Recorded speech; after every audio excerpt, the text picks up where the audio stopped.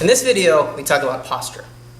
It's very important that when we play our instruments, we play with the best posture possible.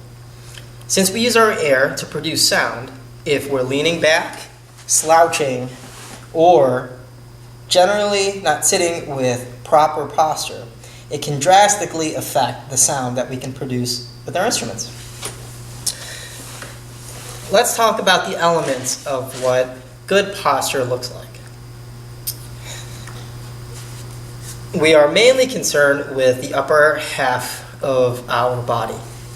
We want to make sure that our spine is aligned from our lower back all the way through the back of our head.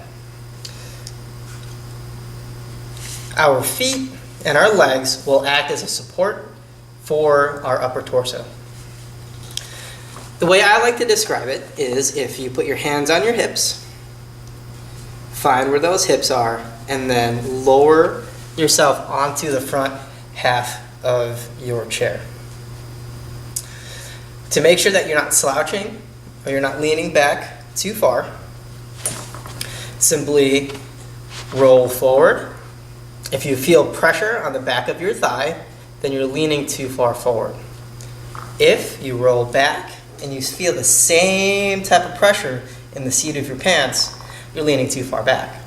So find that medium spot where you don't feel extra pressure on your thighs or on the seat of your pants. Once you find that spot, take your knees and make sure that they are below your hips. That can mean something different for everyone, as we all are different heights. For me, I have to slightly cross my legs underneath my chair to ensure that my knees are below my hips. For some of you, feet flat on the floor in front of you will work just fine. Once we're sitting on the front half of our chair, simply take your fist and slightly push it on the small of your back. That will bring your spine forward and ensure that your spine is indeed aligned.